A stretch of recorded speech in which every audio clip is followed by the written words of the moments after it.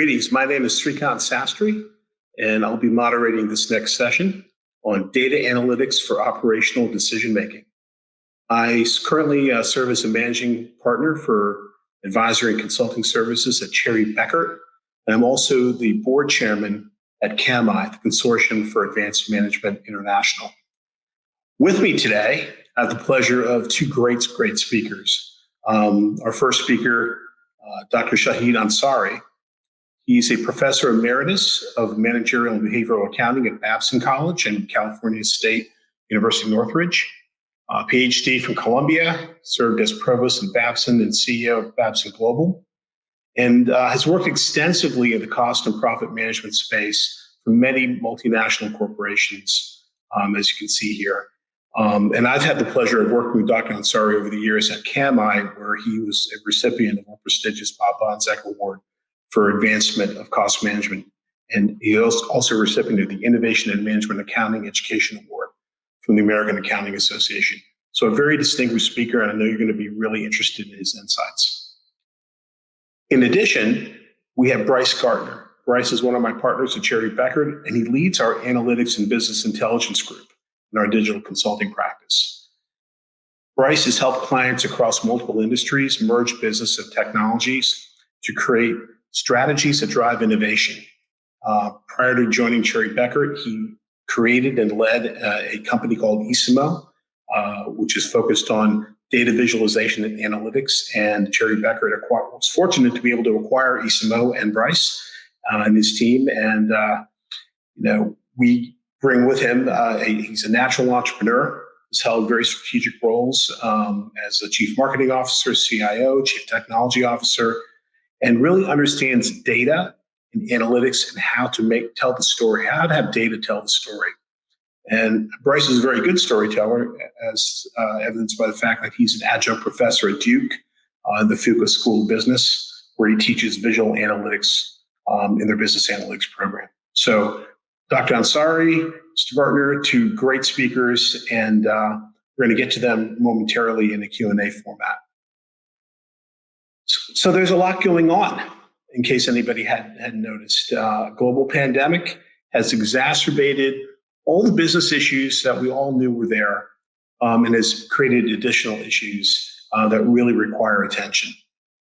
Certainly, reassessing supply chains. I don't need to tell this group about how supply chains have been disrupted, shortages, excesses, inventory management. All sorts of risks that have been theoretical in the past have come to pass during the pandemic. So reassessing supply chains is critical. Rationalizing capacity, whether it's retail or manufacturing floor space, whatever it may be, capacity is certainly, it's not a free good, as we know. And so rationalizing it is something that is a management imperative. And all against the backdrop of social disruption. While that doesn't necessarily show up in the P&L, it certainly impacts how we do our work and where we do our work as corporate citizens in the communities in which our companies reside. So against that backdrop, we have Industry 4.0, and I won't claim to speak with the eloquence of our previous speakers on Industry 4.0, except to say and ask the question, who has a strategy? Who has a strategy for the digital transformation that's required to make sense of leading disruptive tools such as data analytics and machine learning, IoT for industry, robotics, creating autonomous everything, and even looking at things like 3D printing. I mean, there's so many capabilities out there. It's easy to get lost in the technology, but who's got a strategy? And more importantly, who's turning that to creating value? Do you have a plan for creating value and aligning this technology with your ongoing analytic efforts, with your ongoing Six Sigma or cost management or target costing efforts? How do you do so, and how do you even make sense of it? And all of this, again, against the backdrop of culture and people. How do we do this? By keeping our people first, bringing our customers along, and knowing that while our shareholders matter quite a bit, there are a lot of stakeholders out there more broad-based. So with that kind of backdrop, I'd like to really turn it over to our panel and say, how should we make operational decisions in the age of analytics? And really interested in the insights of Dr. Ansari and Mr. Gardner. So let me start with the first question, and then I'll ask maybe Shahid to go first, and then Bryce. How do you think about the relationships between data analytics and operational decisions? Thank you, Sri, and thank you for the invitation to be part of this forum. I think you touched on the key element in your introduction, Sri. For me, data analytics is really all about trying to gain strategic advantage. So first, when I think about data analytics, it's all about systems that allow you to clarify what is happening in your business, allows you to separate, so to speak, signal from noise, because a lot of the systems produce data that just overwhelm people. So we're looking at, for example, recently I saw an instance where we have lots of data on a client that is using predictive maintenance. Now, the system also has generated data about the machine door was left open and nobody has reacted to it for a month and a half. So clearly they don't care about whether the machine door is open or closed, but the data is being collected and nothing is being done. So that's that signal to noise ratio, is maybe we're providing too much background noise in that data so people don't pay attention to it. Allows you to predict what will happen next, obviously, and identifies a course of action. So those are the kind of key elements for me when I think about data analytics. Now, let Bryce see what his thoughts are on that. Yeah, thank you. I think for us and what we've seen, especially in manufacturing and in industrial spaces, is we get moving through this process of thinking to knowing, right? We used to say, well, I think this is where we're headed. I think this is what we should do, down to distilling it down to really knowing, empowering our people with the information they need to know where they need to go, and then apply their knowledge and their experience to knowing what the answer is, not making any assumptions. I also think that we're now asking deeper questions because we're starting to look for data in places that we didn't used to look for data. As we think about IoT and we think about the different things that the machines and other elements can give us, I think those are questions we didn't even used to ask because we didn't have a way to collect that data. And so I think as we see the significant impact that data can have on our operations, we start to ask those deeper questions, and we start to think about gathering data from places we might not have gathered it before because it's critical to our decision making. That's great. So maybe Bryce, if you can elaborate on that a little bit. What are some of the changes that have taken place in data analytics over time? You talked about different sources of data, but how are we doing anything different with that data? Yeah, I think we're really doing a lot of things differently. I think we're moving, through the continuum of going from looking at what happened to more of what's most likely to happen. We've gotten out of just looking backwards and then trying to extrapolate ourselves what is going to happen, and we're starting to let the analytics and the vast amounts of data that can make statistical models so much stronger to where we can be much more confident in what's most likely to happen. I think the second part that's really changed, that's near and dear to my heart, is we've gotten out of this focus on just the statistics and the math. And what I mean by that is that's great, but there's about 4% of the people in the world who understand the math and the statistics. And the ability to visualize data so efficiently and effectively has helped us be able to communicate that to people who are doing operations, to people who aren't data scientists, to the people who are the ones who have to put operational changes into practice. Being able to communicate the outcomes of the data or the predictive nature of the data visually and through natural language, which I think is going to be one of the biggest changes we see upcoming, is the area where it's really evolved quickly over the last several years. Shahid, what have you seen evolve over the last several years? So I think I agree with most of what Bryce was talking about. But in particular, the way I think about the evolution, it's sort of the parallel evolution in machine learning is a good way of thinking about how data analytics has changed over time. So we used to have what machine learning people call supervised learning. We had some data, we put it into an Excel model, we gave it the right answer. How does cost change with number of units produced? And should it be linear? Should it be logarithmic? And we specified that function. If we thought it was a learning curve, we said, no, test a logarithmic function. If we thought it was linear, we said, test a linear function. But the answer came from us. Then we moved towards unsupervised learning, where there was large amounts of data that the machine was given, and the machine had to start, finding the patterns. And that's somewhat what Bryce was talking about. New forms of data began to emerge out of cluster analysis, out of recognition systems, and so forth. So you saw that evolution from us giving the answer to the machine, kind of finding some sort of a pattern that we could not have detected because of the massive amount of data and our own ability to sort of visualize what was going on. And now we are moving into the new era of neural networks and artificial intelligence, augmented reality, and those are again creating all kinds of new data and new capacity.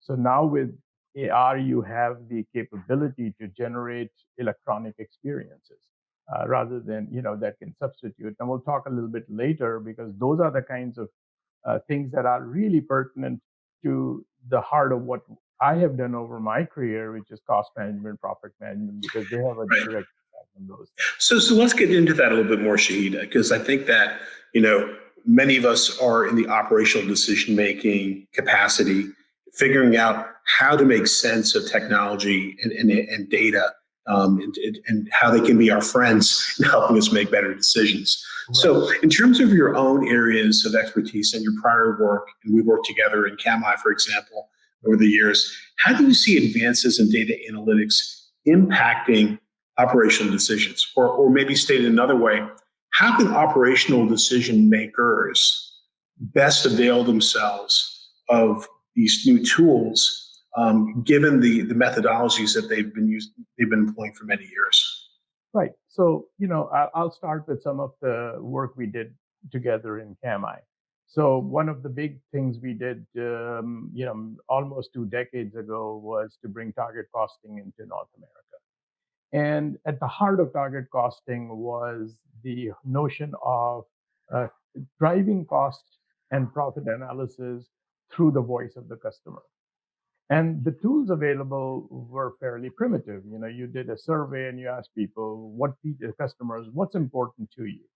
And of course, everybody recognizes that if you have a new product, the customer doesn't sometimes even know the features. So how can you even, tell what is important to you?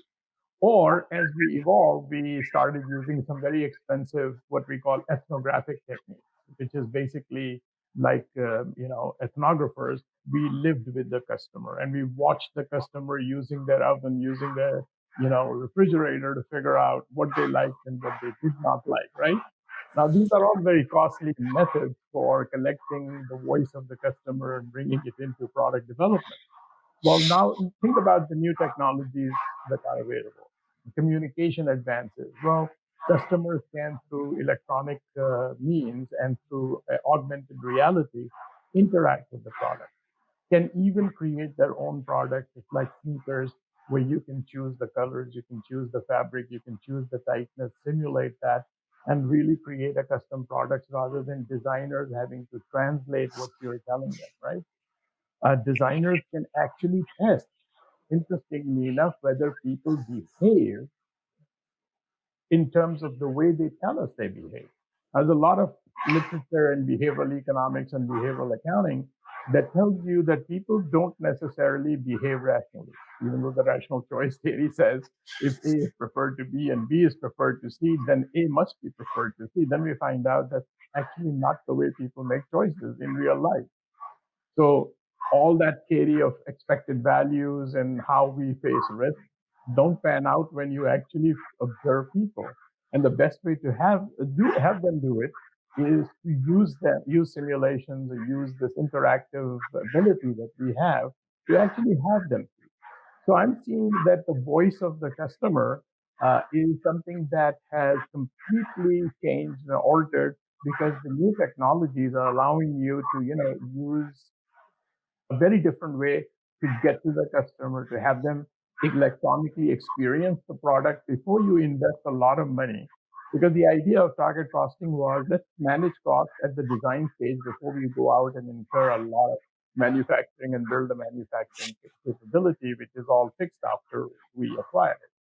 So that's just a quick overview of some of the ways that I'm going to let Bryce talk about supply chain, except to say that, the one interesting thing that we had in target costing was to manage suppliers. A lot of Japanese companies in particular, you had a small prototype shop for a part that they wanted to outsource.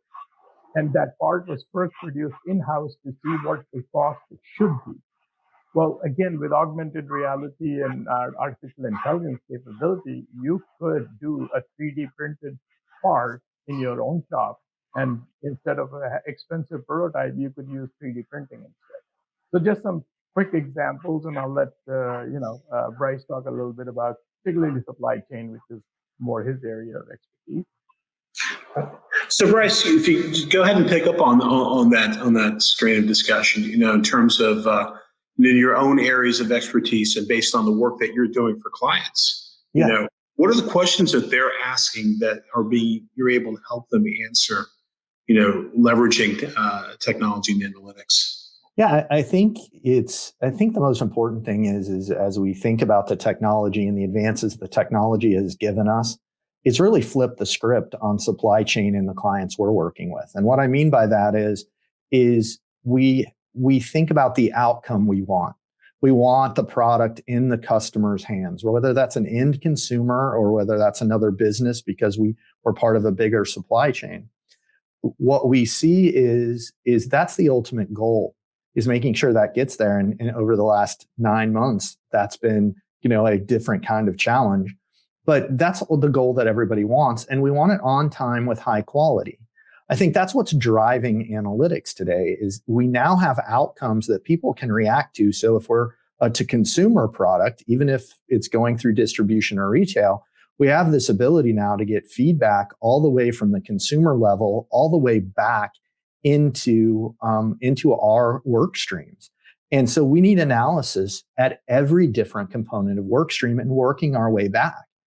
And so as we think about supply chain, and the way we approach it with clients is working our way back. What's our ultimate goal, and what are all the areas we can, and that's what we're getting pushed with our clients, is to think about it working back. And what are the things that can potentially impact supply chain? What are the things that can impact us putting a high quality product in the hands of customers? And so as we work our way back, we start to get into measuring things very effectively in understanding the components of that. So whether we're talking about customer reviews or whether we're talking about performance optimization on the manufacturing floor or channel delivery or our vendors, all of those elements really drive what we're getting asked to do right now, because we have to look at it more holistically, because all of those things ultimately impact what's delivered and how it's delivered and when it's delivered. And those are the things that we're seeing as we get into that. And the more that we can gather data and the more predictability we can put into each element through analytics and collection of data and good governance of that data is where we're seeing the most opportunities for our clients, and not opportunities like for us to help them, but opportunities for them to create efficiencies and improve what they're trying to do. So maybe, Bryce, you can take that a step further. We have a group of folks who are watching who are in the manufacturing space. So, as you take this a little bit deeper, what are some of the applications specifically that folks involved in operational decision-making in the manufacturing context really should be looking at? Yeah, I think what we're really looking at is diving into just going to that next level down and not just thinking about what data we have, right? A lot of times we've gotten caught in the trap of, well, the data that we're going to analyze is only the data we have or we control. And or maybe not even that we control, but in the evolution that we're seeing and where people are gaining the biggest growth opportunities in their organizations is where they're looking outward for additional data. It could be data that's as simple as weather data. It sounds crazy, but the impact that weather has on so many different aspects of what happens in the supply chain, having weather data and historical weather data is just an example of how pulling some of that information forward. We also have to make sure that we're leveraging technologies that have been around for a long time in things like EDI and blockchain and the things that where we get data from outside sources to be able to use that and incorporate, whether it's coming from a vendor or coming from other groups. And that we're also looking at other things that can impact us, as we've all seen in the past couple of years, the impact of ever-changing and fluctuating trade regulations across boundaries. Well, people think about, well, I don't have an impact on that, or I don't have a source of data for that. Well, there are all kinds of places where we can get and we can incorporate pending legislation, or we can incorporate other things. And we have some of our clients asking really deep questions around, what is the competitive landscape? Do I have a competitive product that is coming to market? And we know when it's coming to market, what's the impact that's going to have on me? And so thinking about not just the things that we control, but the other things, because the technology, as Shahid shared, is to a point we can incorporate so much more data than we used to be able to. And when we do, the models get so much stronger. So Shahid, kind of building on that point, looking at it from a kind of a method standpoint, how do you see the things like AI and machine learning? How do you see those being useful tools to accelerate or focus or otherwise target decision making? So, if you think about it, in the last 20 or 30 years, there has been a concerted movement in manufacturing to move away from the traditional mass manufacturing model to more small batch and customized production. And the biggest impediment to that has always been the fact that we have been tied for years and years, because every student of business and economics 101 learns about economies of scale. You have large indivisible assets, and the more you can produce on a given machine, given piece of assets, the lower is the per unit cost. So that's been the biggest impediment. Now, if you think about particularly KMI's work on capacity, we had a great deal of focus on how you manage what you have inherited as a fixed amount of capacity and divide it up into how much of it is productive, how much of it is idle, how much of it is because it's not marketable, and so on. One of the interesting things about this new technological developments, particularly 3D printing and augmented reality and so forth, is that assets are becoming more divisible as opposed to chunks and indivisible, right? So even things like restaurants and their kitchen. Uber's founder Kalanchik's new startup is a centralized kitchen in LA, which will supply all restaurants. So a capacity that used to be fixed is now variable, right? 3D printing in small batches is allowing people to produce product, like GE is using it for producing nozzles for jet engines. It's something that you would have done in a mass production factory in the past.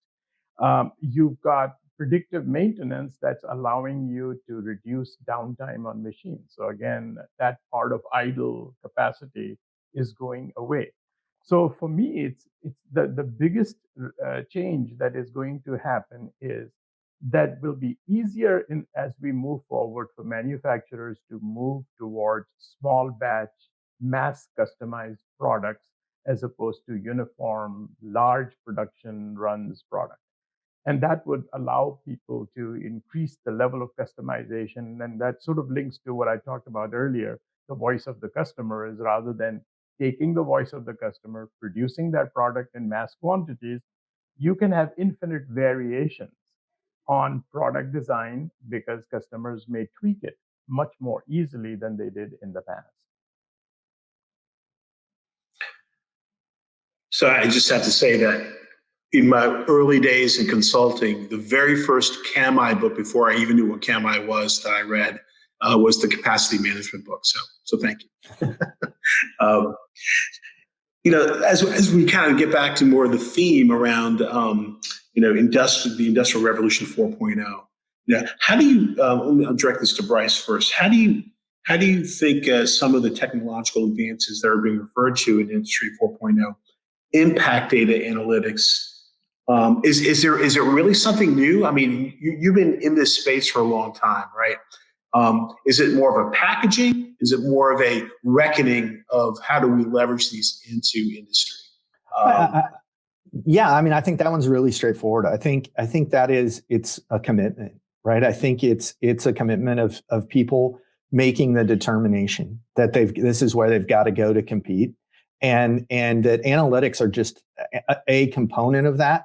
But everything that gets supported with IoT and robotics and autonomous vehicles, I read an article not too long ago that talked specifically about Tesla's advantage isn't in the battery power. It's not in the car.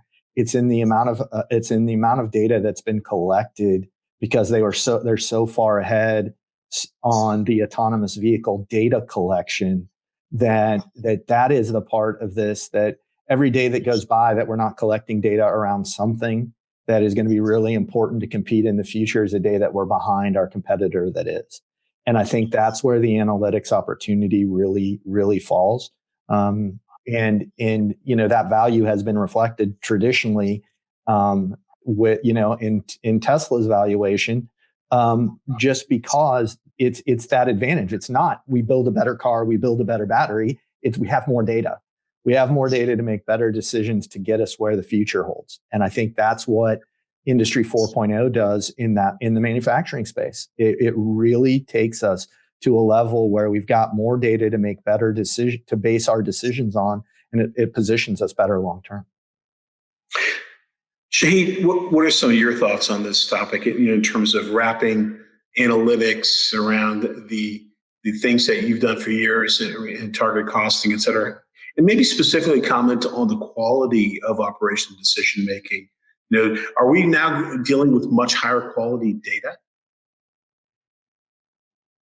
I don't know if that's the right way to think about it, because it's not so much quality of data as much as the relevance of that data and the use of it. So there's tons of data that is being generated. So as I said in my previous example, if you generate data that's not tied to operational decisions and people are not going to act on it, it's just data. It's out there and nobody's using it. So that's very important to consider. Is that's that linkage to strategy, and the Moneyball made this whole issue famous because before that baseball was it's just scouting and running around, and then once you tied it to a strategy of winning, the Red Sox came back and finally won the World Series when they started using analytics, right? And then, we all remember that. Those are my Boston days, right? Then, and then, of course, football has now done that, and analytics are deep into that. And all the winning teams we're seeing are ones who heavily use analytics. Netflix, earlier user of data analytics, that developed the recommender systems of, if you like this movie, then. But more important, Netflix was also, I think, one of the first ones to use data analytics to manage suppliers, to negotiate prices for new shows and new movies that they were buying. So they had the recommender systems allowed them to see that if a previous movie or show of that genre had generated X amount of revenues, that gave them a guidance of how much they could afford to pay for their next, right? So there are some very interesting applications. And then the capabilities, the amount of data also is increasing the capability of what you can do. So let me give you a quick example. One of the things I did many years ago was a study for the Department of Defense on what does it cost to repair weapons, like the at that time F-14 aircraft or the aircraft carrier. Now imagine an aircraft carrier or a F-14. The number of components it has that come off that aircraft, and then they had to keep the cost of repairing each component as well as the whole plane. Well, the system was so massive and the data requirements were so intensive that guess what? Half the time, the component cost data never entered into the master. So I used to laugh because I said, well, theoretically, you have an F-16, F-14 flying in the air that doesn't have an engine. Because from a cost perspective, the cost of the engine never got back onto the plane itself. So it was just too much data to aggregate and disaggregate. And so that was a huge problem. Also, we have the capability to arrange and rearrange data more, more quickly. So one of the other studies, consulting assignment I had done for a major company was they were arguing about the cost of, our costs have gone up because, and of course, it's typical in cost that you always, like the blind person, look at the, where the light is better. And so they were looking at, this airplane tickets have gone up so much, saying that's like 0.001% of your cost. That's not going to explain why your cost has gone up. So one of the most powerful exercises I had to do was to take their financial statements and give them 5 different views of their financials. The traditional way they looked at it, fixed variable breakdown of the same cost, activity breakdown of the same cost, a value chain breakdown of the same cost structure. And all were totaling up to the 500 million bottom line, but 5 different ways of looking at that 500 million in cost. The leadership team was absolutely blown away. It's like, now I can see my business. I can see how costs are driven by different activities, by my relationships in the value chain. That kind of capability took me a lot of time to assemble that little picture, that 20-minute gallery walk that they had done.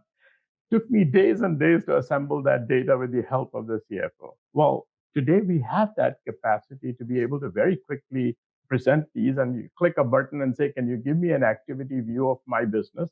Can you give me a value chain view of my business? You should be able to do that. Okay.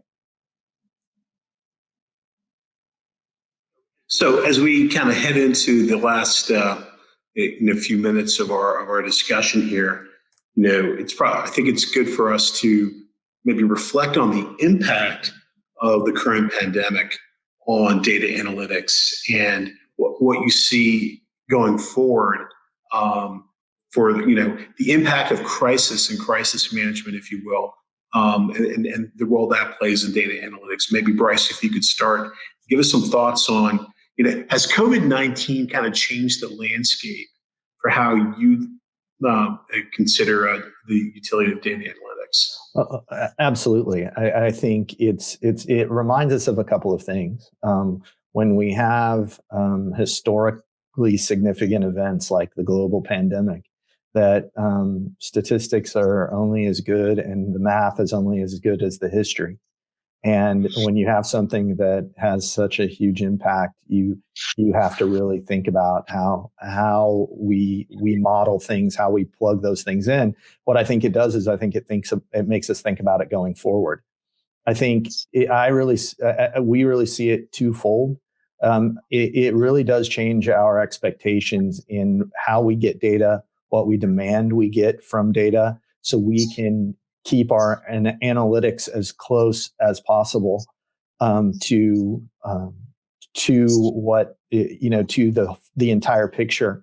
I think, however, it's also something that's going to change us forever in the aspect of we're going to prepare our analytics and our view of where things go forward with an eye at preparation. McKinsey just released a really interesting study about disruptive forces and probabilities around different kinds of disruption, everything from major storms to terrorism to pandemics to things like that.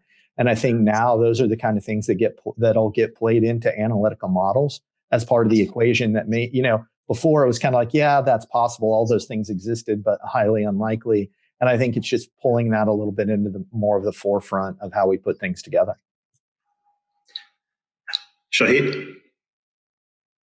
Yeah, so two thoughts. I was fortunate last week to attend a webinar that my alma mater, Columbia, had hosted. And I got a chance to hear from two very interesting businesses that have been impacted by COVID-19. One was Disney, which, of course, certainly had their life upended as a result of COVID-19. And the other was car rental, because certainly no flights, no car rentals at the airport.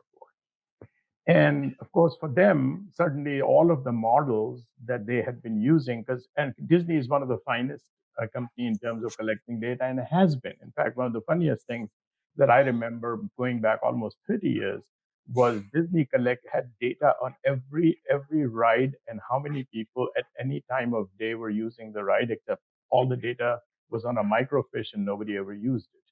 But they've continued that tradition of data analytics over time. But their models, of course, nothing worked, because there was no model that told them what happens when there are no flights or what happens when you certainly cannot have people, X number of people, and they have to be distanced and queued up and so forth. So one of the things that you are seeing is new types of capabilities had to be developed, because now they have to move to reservation systems that they had never, ever thought about as part of their business, right? The other thing is that you will see more what I would call watch the watchers intelligence systems. So they had the models, but the models were based on an assumptions about a set of conditions that have changed. So when the underlying set of conditions have changed, how do you get an alert that says the model is no longer relevant? So it's sort of watch the watchers kind of intelligence to say, wait, you can't use this anymore because some of the fundamental conditions have changed. We've watched that to a small extent in this recent, last two presidential elections, where polling has been terribly off because something fundamental has changed in the system, and the sampling and the data collection hasn't caught up yet. So it's not a coincidence that 2 times in a row they have been completely off in terms of understanding, because some new phenomenon has been going on. So I think you'll begin to see that. I'm seeing that as a result of COVID-19, a lot of businesses that were not digitized are now going to start digitization. So small retail firms have the same problem. Hairdressers, for example, are now restricted to, they had 4 seats or 8 seats in their salon, and they can only have 2 people. So 25% capacity means 2 people at a time, which means reservation systems become critical, because you can't just go walk in and sit and wait, your turn for a haircut anymore. So 2 things. So that's the second thing I see changing as a result of COVID-19 is digitization of elements of businesses, or businesses that were never digitized before, now having to rely more on digital data. Absolutely, and we're seeing that as well. I'll ignore the presidential election comments, but I am going to just in our last minute make a comment that anybody who picked up on your microfiche comment is probably as old as I am, so I won't claim to actually know what microfiche is, even though I used it when I was in high school. But lastly, in our last minute or two here, I'd love to hear both of your thoughts on. I'm sure our audience would appreciate, those folks getting started in the business, who are just starting out, figuring out how to organize their data, what methods to get started with, what analytic tools to use to support that decision making. And there's some thoughts for those trying to position themselves for success. Maybe we'll start with Bryce. Yeah, I think the biggest thing we've seen, regardless of organizational size, that's most important when you're trying to get started or trying to identify, is to prioritize. Don't try and make your entire organization, your entire supply chain in one fell swoop, all digitally transformed and using analytics. Prioritize it by where the value is going to be found, where the most opportunity is going to be found, and then work your way out from there, because those priorities will change as you start to get some of that feedback coming in. I think the other thing is the second thing is to go into it understanding that there's a lot of discipline that has to go around it. It's funny, it's an old adage, but garbage in, garbage out relative to data is so true. And good data is just a function of discipline and accountability. I was on the phone with a large pharmaceutical client earlier this week who was talking about they've done a lot of work, but they still have some disciplines around their data to get the analytics where they want them to be. So those would be my suggestions. Shahid? So the biggest temptation that we have to resist when we have all this new capability and data is to try to fit it into our old models. And an example has always stuck with me. My statistics professor in college said, the first things humans do is, when automation comes in or new something comes in, is fit it into the old model. So when we got computers, what did we do? We immediately automated alpha and the alpha tables at the end of the statistics book at the 5% and the 1% level, right? The alpha level of 1%. So the reason why we used alpha of 1% and 5% is because books had limited pages. So all we could do was print 2 sets of tables. But now we had a computer and we could have an infinite levels of alpha, but we still stuck to the 1%, 5%, and all the regression programs and things that came out initially. So that's a normal tendency to say, here's my process, here's a new data capability, let me just automate or, dig more data. Resist that temptation and think about, what is it opening up for you? What are the possibilities that this kind of data will allow you to do? Now that you have augmented reality, now that you have artificial intelligence, how do you take that data and drive your business to have a strategic advantage? Make that the key element to drive your decisions. The other thing is, for those who are stuck and trying to make that transition from traditional manufacturing to mass manufacturing, that's a very useful way to think about how I can now produce more customized products. How can I increase my share of market by going through the areas that I could not because of limitations on mass production systems that I was using. And of course, I think Bryce mentioned this as well, and we've talked about the microfiche example and sort of aged ourselves. But that's a big problem of, when you collect the data, disseminate it. Make it user-friendly. So that's why I said, if I could have the capacity to take the financials and turn them 5 ways and look at my business from 5 different lenses, that's wonderful. If I can have that capacity, that's what you're trying to build, is what did I decide before I had this data, and now how can I make that better? So I'll stop. Well, you get the last word, Shahid. I think we're out of time.